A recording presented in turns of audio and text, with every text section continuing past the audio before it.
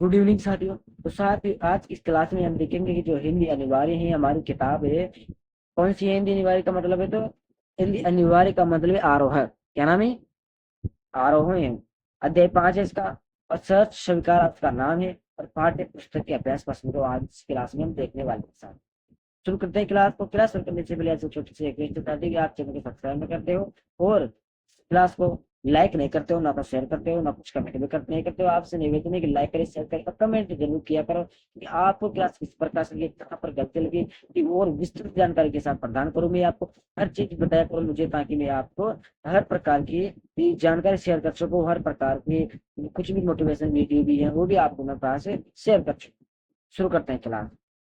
अभ्यास पसंद देखेंगे तो अभ्यास में सबसे पहला है कि टिप्पणी कीजिए। क्या है? सबसे पहले टिप्पणी कीजिए। किस पर?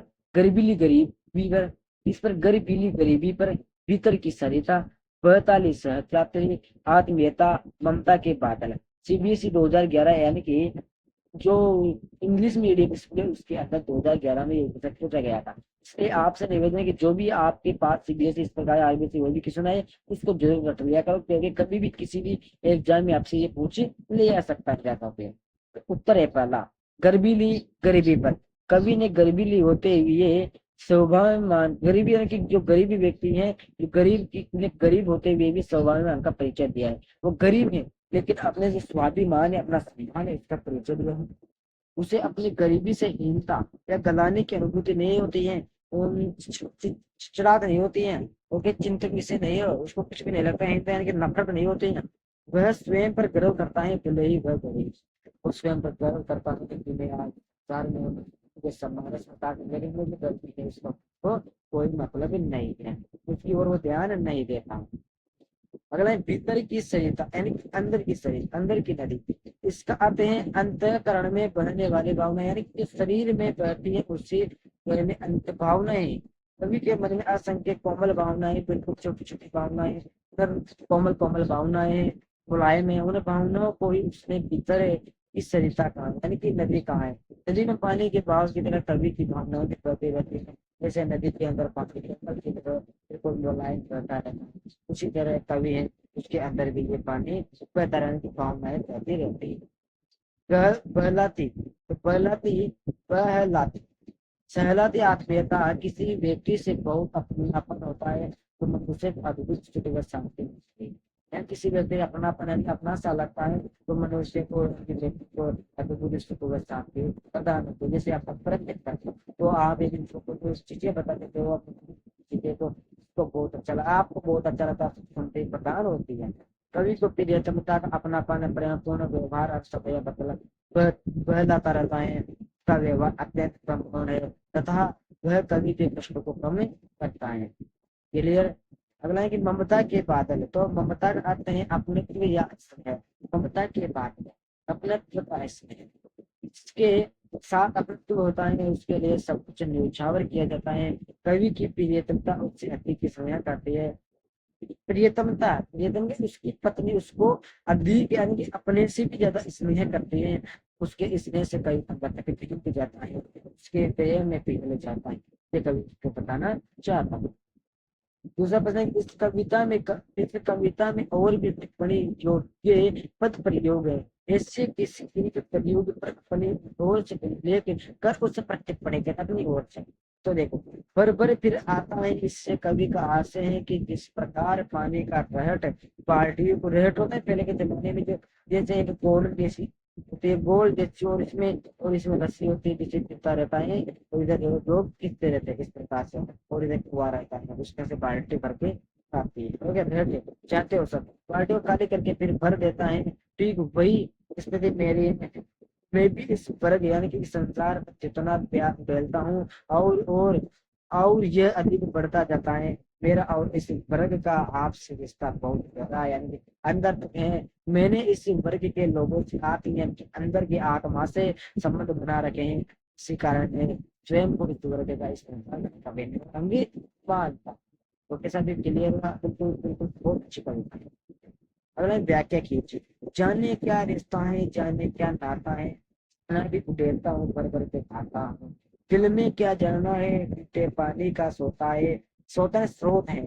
भीतर वह ऊपर तो मुस्कुराता चांद क्यों जबकि रात भर मुझ पर क्यों तुम्हारा ही चिंता है क्या बात क्या कविता है। तो देखो तो कुछ पंक्ति की व्याख्या करते हुए बताइए यहाँ चांद की आत्मा का पर झुका चेहरा पूरी अंधकार अमावस्या में आने की बात क्यों की गई है ये सपोज बताता है।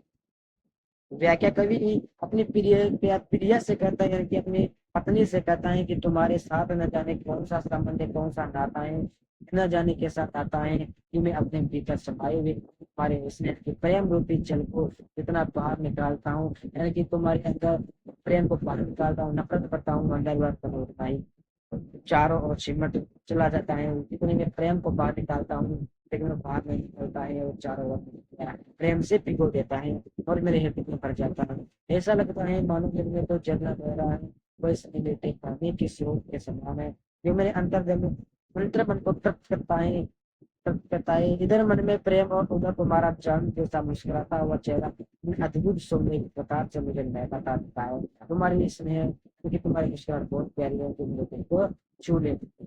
कभी का आंतरिक में बाह्य जरूर दोनों के देवता के पत्र के संचालित होता है कभी चांद की तरह आत्मा पर झुका चेहरा भूल कर अंधकार अमावस्या में नहाने की बात इसलिए करता है क्योंकि कभी अपने पत्नी के प्रकाश से निकलना चाहता है वह यथार्थ में रहना चाहता है यथार्थ में रहना चाहता है उसके हृदय में रहना चाहता है जीवन में सदैव सब कुछ अच्छा नहीं रहता वह अपने भरोसे जीना चाहता है कभी जिंदगी तो है कि अपने हाल में जीना चाहता है वह अपनी पत्नी के से स्वयं को मुक्त करके ना आत्मनिर्भर बनना चाहता है तथा स्वतंत्र व्यक्ति का विकास करने की इच्छा वो पहन के बस स्वतंत्र रहती है संसार में अपने आप जीना चाहता है।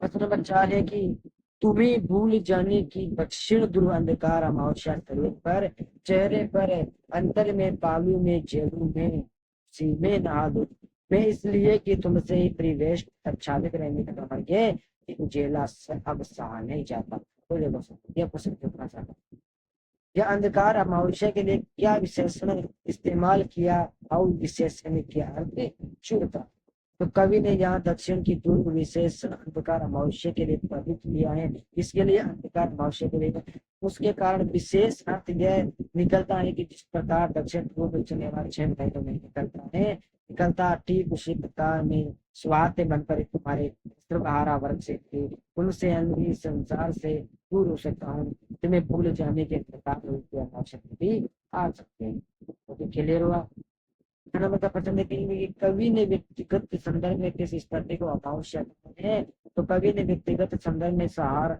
सर्वहारा वर्ग को भूल जाने की स्थिति को आवश्यक है इसे यानी इस संसार को भूल जाने की स्थिति को आवश्यक है कभी कहता है कि इस वर्ग को सुखों को भूल कर ही मैं सुखी हो सकता हूँ इस प्रकार दक्षिण पूर्व का चंद्रमा 6 मास तक नहीं निकलता है चांदनी नहीं बिखरता अर्थात वह भी स्वार्थी हो जाता है इसी प्रकार मैं भी संसार को भूलना चाहता हूँ क्लियर अगला प्रश्न है कि स्थिति में विपरीत ठहरने वाली कौन सी स्थिति कविता में व्यक्त की गई है इस विपरीत यानी कि इस विपरीत को इस विपरीत को व्यक्त करने वाले शब्द का व्याख्या देखा है तो अमावस्या के ठीक विपरीत की स्थिति रमणीय भी जेला अर्थात आनंद प्रदान करने वाली संवेदना है इस प्रकार अमावस्या व्यक्ति को दुख पहुंचाते ठीक उसी पर संवेदना व्यक्ति को आनंद मिलती है अमावस्या की तरफ चलो कहते हैं कि संसार का करना चाहिए भूख को जाता है इस प्रकार से बदलते हैं कवि ने इन दोनों स्थितियों का उल्लेख अपने कविता में किया है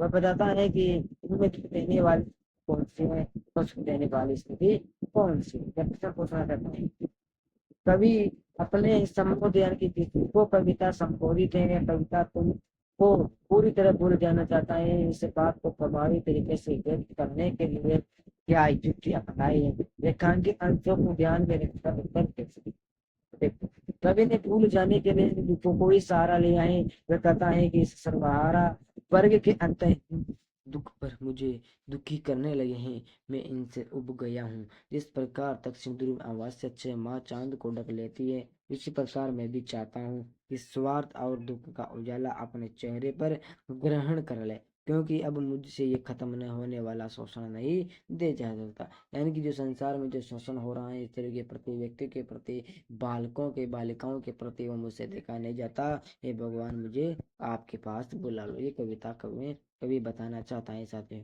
वैसे तो मैं आपको सफिशिएंट व्याख्या के साथ पहले बता चुका हूँ, लेकिन फिर भी बताता हूँ, कोई बात नहीं। पांचवा है कि बहलाती सहलाती आत्मीयता का बर्दाश्त नहीं होती और कविता के शीर्ष स्वीकार में आप कैसे अंतर्विरोध पाते हैं, चर्चा कीजिए। सीबीएसई 2010 और सीबीएसई 2011 के अंदर एक क्वेश्चन पूछा गया था, इसलिए इस क्वेश्चन को आप जरूर रख लीजिएगा, कहीं ये नहीं हो जाए कि आरबीएसई 2025 में ये क्वेश्चन पूछ लिया गया है।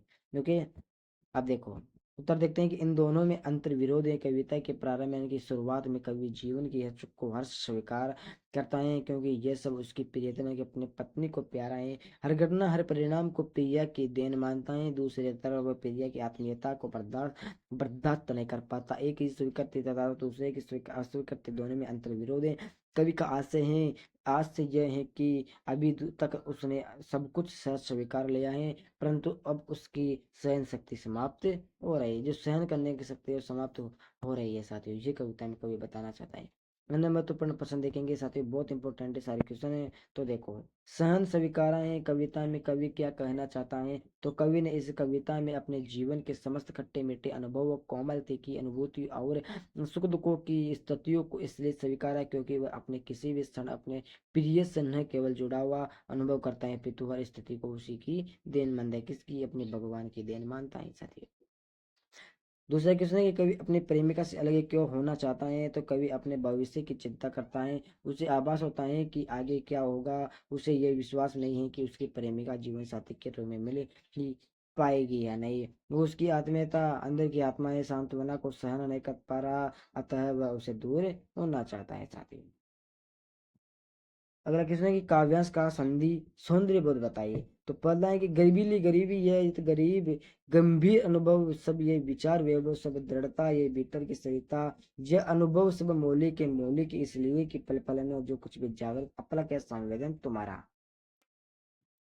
अगला काव्य ने काव्य कि सचमुच मुझे दंड दो कि हो जाऊं पाताले अंधेरे की गुहाओं में, विवरों में, धुएं के बादलों में, बिल्कुल मैं लापता लापता कि वहां भी तुम्हारा ही सहारा हो। इसलिए कि जो कुछ भी मेरा यहाँ मेरा जो होता सा लगता होता सा संभव है, सभी वह तुम्हारे ही कारण के कार्यों का घेरा है, कार्यों का वैभव है। अब तक तो जिंदगी में जो कुछ था जो कुछ है सच स्वीकार, इसलिए जो कि जो कुछ भी मेरा है वह तुम्हारा प्यारा है। ओके, तो अब देखते हैं इसका सौंदर्य भाव। कवि ने इसे अंश में यह माना है कि उसके जीवन के सारे अनुभव उसकी प्रेमिका की देन है। गरीबी में विशेषण का प्रयोग मौलिक पल पल में अभिव्यक्ति प्रकाश अलंकार इस प्रकार से सौंदर्य भाव स्पष्ट किया जाता है। भीतर की सरिता में लाक्षणिकता है। ओके, अनुप्रकाश अलंकार की छटा है, खड़ी बोली है, मिश्रित शब्दावली है, मुक्त छंद, इस प्रकार से सौंदर्य भाव स्पष्ट किया जाता है हिंदी के अंदर। एक दिन में आपको एक सेपरेट वीडियो बनाऊंगा, यानी अलग से वीडियो बनाकर डाल दूंगा यूट्यूब चैनल पर। इस अंश में कवि बताता है कि उसने जो कुछ पाया है वह प्रेमिका के कारण ही उसे मिलता है। लापता है कि सहारा में विरोधाभास अलंकार है, कारणों के कार्यों के अनुप्रकाश अलंकार है, पाताली अंधेरे का गुफा विवर आदि से अपराध बोध व्यक्त होता है। खड़ी बोली तत्व शब्दों का अधिक प्रयोग है, मुक्त छंद होते हुए प्रभाव लाक्षणिकता है साथियों। अगला चौथा प्रश्न है कि सहज स्वीकार है में कवि ने जिस चांदनी को स्वयं सहज था उससे मुक्ति पाने के लिए अमावस्या की चाह क्यों कर रहा है। अथवा में भी क्वेश्चन दिए गए। देखो साथियों, जो अथवा में क्वेश्चन आते हैं वो एक ही होते हैं, क्योंकि इस प्रकार से पूछ लिया जाता है, सहज स्वीकार कविता में कवि प्रकाश के स्थान पर अंधकार की कामना क्यों करता है। तो साथ इस प्रकार से क्वेश्चन बोले, एक ही क्वेश्चन है लेकिन डबल बार आ गया, क्यों? अलग अलग प्रश्न, एक प्रश्न को अलग अलग तरह से घुमाए जा सकता है। वो जो ये क्वेश्चन है अथवा में, वो 2015 की सीबीएसई 2015 में क्वेश्चन पूछा गया था, बहुत इंपॉर्टेंट है, सभी याद रखना है। देखिए इसकी व्याख्या, इसको उत्तर देख लेते हैं। तो देखो, कवि ने जिस चांदनी को स्वयं स्वीकार किया है अब उससे मुक्ति पाना चाहता है। इसका कारण है कि कवि अपनी अतिशय भावुकता और संवेदनशीलता में तंग आ चुका है। वह अपनी इस अति कोमलता से छुटकारा पाने के लिए एक और अंधकारमय स्मृति में खो जाने का दंड पाना चाहता है। कवि का हृदय अपराध बोध से ग्रसित हो जाता है। वह प्रिय को विस्मृत करने के भूल दंड का भी प्रिय से ही चाहता है, क्योंकि ये उसका अपने प्रिय से निश्चल प्रेम के प्रति विश्वासघात था। वह अपने अपराध का दंड भुगतने के लिए घोर अंधकार में विस्मृत हो जाना चाहता है साथियों। क्लियर है? अगला पांचवा क्वेश्चन है, छठा भी है, सातवां भी है। तो पांचवा छठा क्वेश्चन सातवां क्वेश्चन बहुत इंपॉर्टेंट है। इसमें सीबीएसई कहाँ पर पूछा गया है? पांचवा छठा में सीबीएसई सातवां पूछा गया था, सातवां क्वेश्चन। सहज स्वीकार है कविता में कवि का संबोध कौन है? आप ऐसा क्यों मानते हैं कि सीबीएसई 2014 क्वेश्चन पूछा गया है?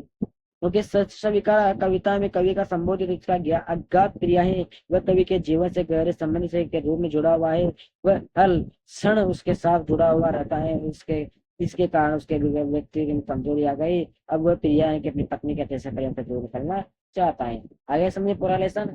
बहुत अच्छी कवि प्रश्न बताए गए हैं, हमने मतलब बता दिया, पाठ के प्रश्न बता दिए, तो साथ ही सभी प्रश्नों को याद करना है। बाद में अपने बता दूंगा मैं इम्पोर्टेंट। ये साथियों कल मिलेंगे नई क्लास में उनके छठे अध्याय के साथ। के छठे अध्याय एक बार अब पढ़ लीजिएगा साथियों।